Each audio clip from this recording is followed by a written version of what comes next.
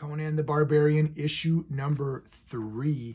Conan the Barbarian is my favorite film of all time. I love Conan. I have all the Robert E. Howard stories. I read them ages ago. I really need to reread them again because they're almost like new. I reread, was it Tower of the Elephant? And I was like, oh my God, I don't remember any of this. It's almost like it's new. So I read them so long ago.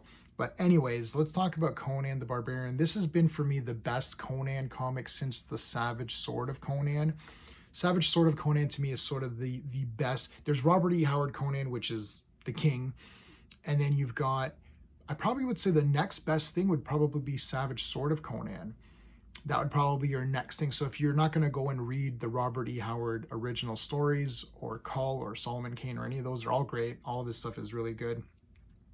If you're not going to go and get all of those, then Savage Sword would be your next bet. They have reprinted those in these like big, thick kind of phone book style comics, and they're probably all available on digital. It's difficult to get them all in physical form. Some of them are pretty expensive. I have maybe a handful. There's a couple hundred issues. I've got maybe like, I don't know, 40 or something. I just grab them when I can here and there.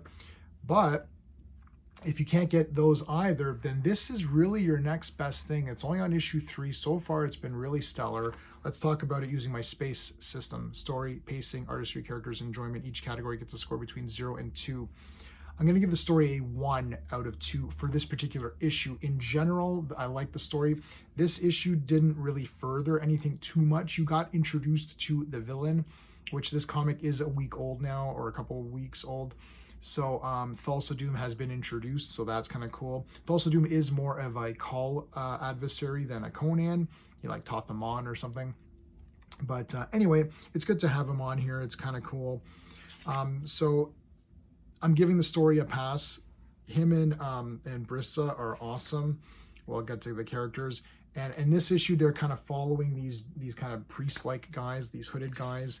They fight some zombie people and go from there.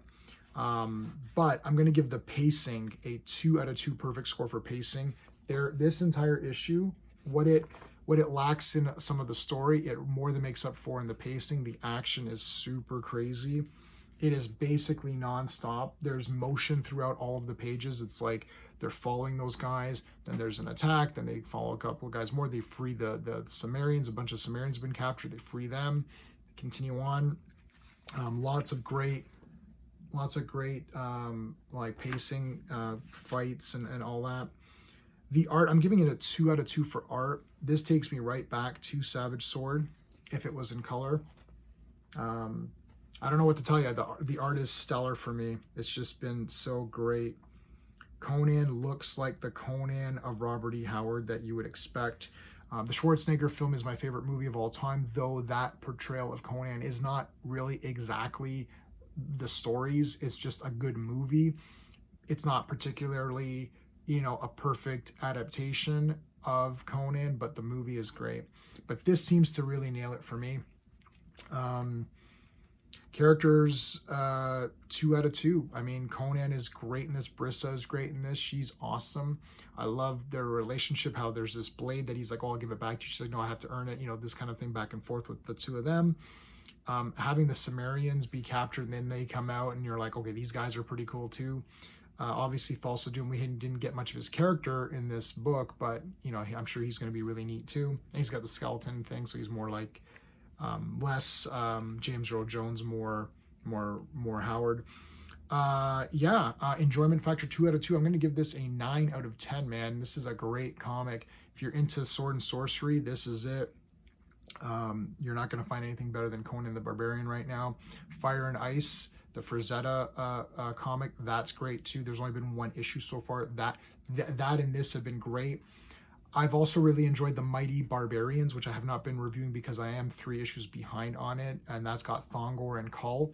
So if you're into these barbarian fantasy sword and sorceries types of things, you've got Death Dealer just ended, but Dawn Attack is kind of still coming out. You've got Conan, you've got Mighty Barbarians, you've got Fire and Ice. So this is a great time for sword and sorcery comic book wise, and all 3 of those have been pretty damn good.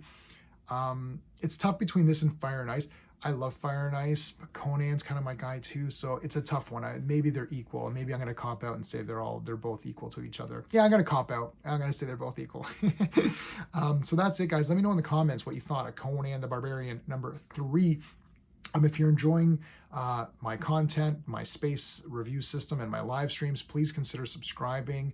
We also have a giveaway going on right now, so check that out. We're past 1,000 subs, so thank you to everybody. So check out the giveaway for that. We're streaming Mondays and Fridays for sure, and then sometimes during the week. Tomorrow, actually today, depending on when you're seeing this video, tonight's the Transformers stream. Those are always super on fire.